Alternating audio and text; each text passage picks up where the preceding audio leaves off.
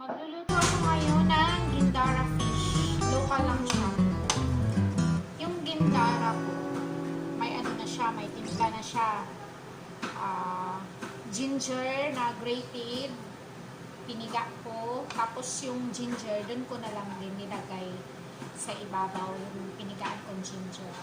Tapos salt and pepper. Okay. Binabad ko siya. Nung isang araw pa ito nakatimpla. And then, magawa ako ng sauce niya. Mayroon tayong rice vinegar. Maglagay ako ng 1 teaspoon na rice vinegar. At saka rice wine. 1 teaspoon din na rice wine. Yung sauce niya ito. And then, 1 teaspoon na mirin. And then, 1 teaspoon na soy sauce. Nagkamali ako.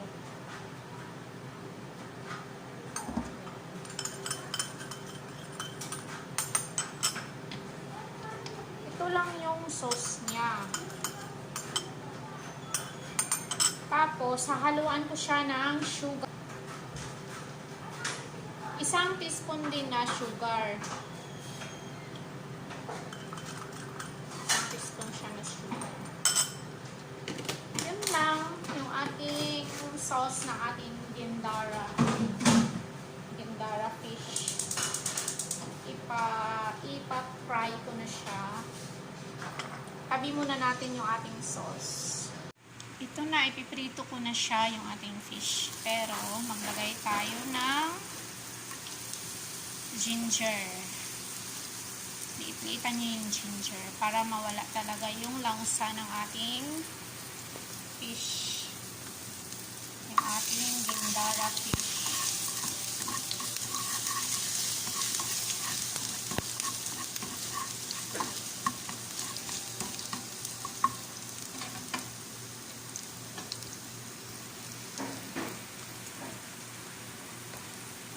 Then, ilalagay ko na ang ating fish.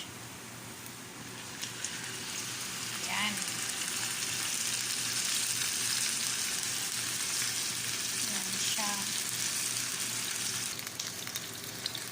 Binaliktad ko na siya. Ayan siya. Lalagyan natin ng konting cornstarch.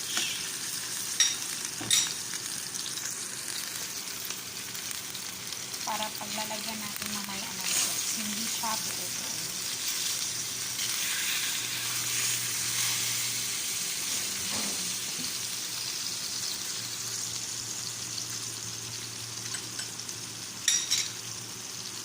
Ilalagay ko na ang ating sauce na ginawa. Ayan siya.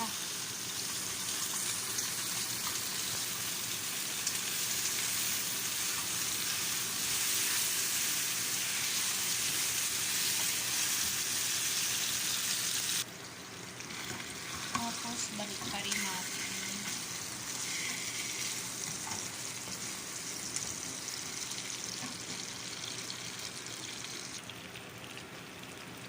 Mag-add tayo ng broth, konting broth.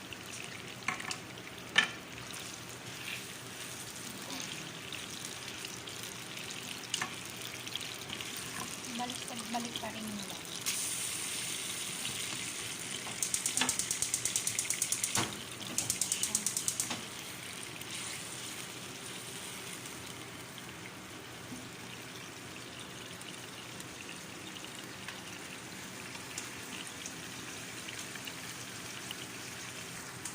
Ayan siya. Mag-add tayo ng black beans.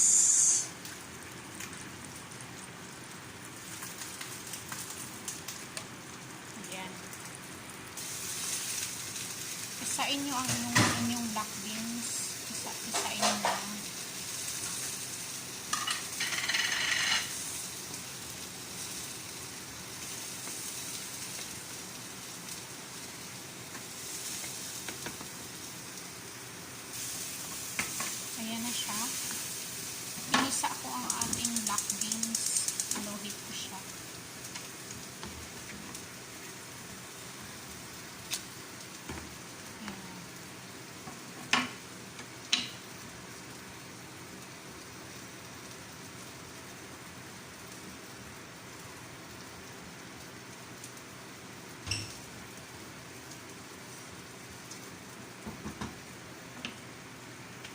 lang ang ating Gendara fish. Tapos, maglalagay tayo ng onion leeks sa ibabaw. Iba din yung mamaya para maluto yung leeks.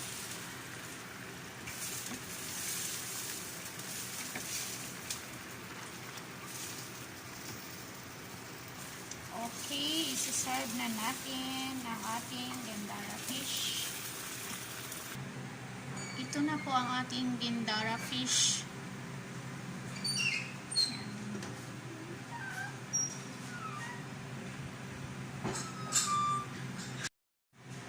Sana magustuhan nyo ang aking recipe for today. Gendara fish. Local lang siya.